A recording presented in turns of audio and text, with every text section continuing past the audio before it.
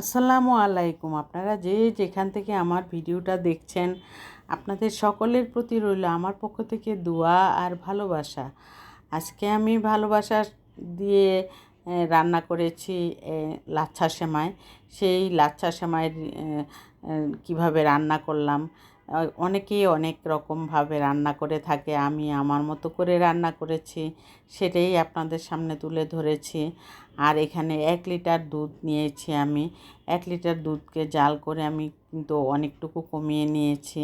তারপর এখানে আমি দিয়ে দিলাম 1 কাপ পাউডার দুধ। 1 কাপ পাউডার দুধ দেওয়ার পর কিন্তু অনেক ঘনত্ব বেড়ে যায়, তখন কিন্তু খেতে অনেক মজা হয়। আর তারপর দিয়ে দিলাম আমি এখানে কাজু বাদাম থেতো করে রেখেছিলাম প্রায় 2 টেবিল চামচ, ওইটা দিয়ে দিলাম। 2টা এলাচ, 2টা দারচিনি দিয়ে আমি এই রান্নাটা করব।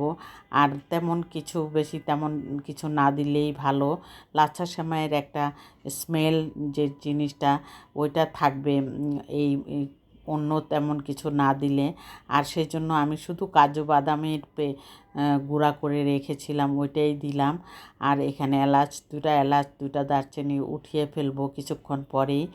আর তারপর আমি এখানে দিয়ে দিলাম 1/2 কাপের মতো চিনি দিয়ে দিলাম। চিনি দেওয়ার পর জাল করতে লাগলাম। জাল করতে করতে ভাবলাম যে কিছুক্ষণ পর এখানে আমি লাচ্ছা সেমাইয়ের প্যাকেটে আগে ঘি থাকতো, ঘি দিয়ে বানাতো, কিন্তু এখন লাচ্ছা সেমাইয়ের মধ্যে রান্না করলে মনে হয় কোনো ঘিয়ের ঘ্রাণই পাওয়া যায় না। আর সেই ঘ্রাণটা নেওয়ার জন্য, সেই ঘ্রাণটা পাওয়ার জন্য আমি এখানে 3 চা চামচ ঘি দিয়ে দিয়েছি। আড়ঙের ঘিটা দেওয়ার পর সেমাইগুলি দিয়ে দিলাম। 1 প্যাকেট সেমাই এখানে দিলাম না, 1/2 প্যাকেট সেমাই দিয়েই কিন্তু এই মাখা মাখা হয়ে যাবে। সে চিন্তা করে কিন্তু আমি আর বেশি সেমাই না দিয়ে রান্না করে নিলাম আমি লাচ্ছা সেমাই। আর সার্ভিং ডিশে দিয়েও দিলাম। কিশমিশ দেওয়ার চেষ্টা করলাম, কিন্তু নিচে চলে যাবে কালো কিশমিশ কিন্তু উপরে ডেকোরেশনের জন্য ভালো লাগে, আর খেতেও খারাপ লাগে না, মোটামুটি ভালো লাগে। আর সাদা কিশমিশ আমি ভিতরে দেওয়ার চিন্তা করি নাই আজকে। ভাবলাম যে কালো কিশমিশই গলে যাবে, নরম হয়ে যাবে, সেই জন্য আর সাদা কিশমিশটা আজকে আর দেইনি। কালো কিশমিশ আর কাজু বাদাম দিয়েই লাচ্ছা সেমাইটা রান্না করলাম। তো ঈদের সময় যে একটা আয়োজন ঘটা করে রান্না করা হয়, সেই আয়োজনটা কিন্তু পরে আর হয় না। সেই জন্য ঈদের সময় যেটাই রান্না করবেন আপনি, সেটাই কিন্তু মন মুগ্ধকর খাওয়া হয়ে যায়। আর সেই মন মুগ্ধকর খাওয়াটা কিন্তু পরে আর পাওয়া যায় না।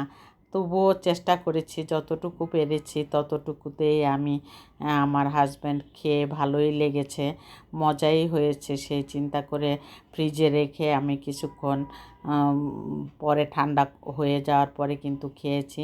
আর এই যে কালো কিশমিশগুলো দেখুন, কালো কিশমিশের ভিতরে কোনো বিচি টিচি কিছু নাই, কিন্তু সে খেতে কিন্তু ভালো লেগেছে, খারাপ লাগেনি।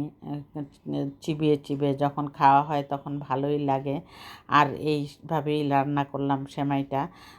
রান্না করার পর আমি এখানে চাপিলা মাছ রান্না করলাম। চাপিলা মাছ রান্না করে আজকে করলা দিয়ে চাপিলা মাছ রান্না করে নিলাম। চাপিলা মাছ দিয়ে আমার করলা আমার হাজব্যান্ড আর আমি অনেক শখ করে খাই। আর এখানে এভাবে করলাগুলি কেটে নিয়েছি।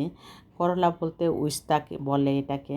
করলা তো বড় হয় যেটা সেটা, কিন্তু মাছগুলিও অনেক বেশ বড় বড় ছিল। চাপিলা মাছ যে এত বড় হয় সেটা কিন্তু কল্পনারও বাইরে।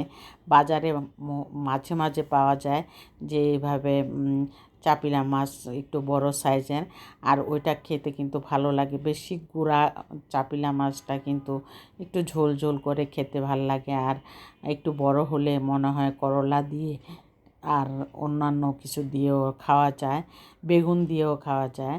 আর এখানে রান্না করার শেষ হয়ে যাওয়ার পর আমি টমেটো সিদ্ধ করে নিয়েছি, প্রায় অনেকটুকু নরম হয়েছে কিনা দেখার জন্য আমি দেখছি। আরও জাল করতে হবে, জাল করে একদম নরম করে তারপরে আমি কিন্তু ভর্তাটা বানাবো।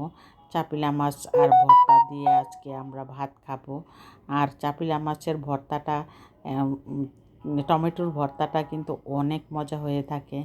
এখানে বানানোর সময়টা আমি ভিডিও করিনি। পেঁয়াজ, কাঁচামরিচ, ধনিয়া পাতা দিয়ে আর পুরা টমেটো দিয়ে ভর্তা বানালে কিন্তু অনেক দারুণ হয়।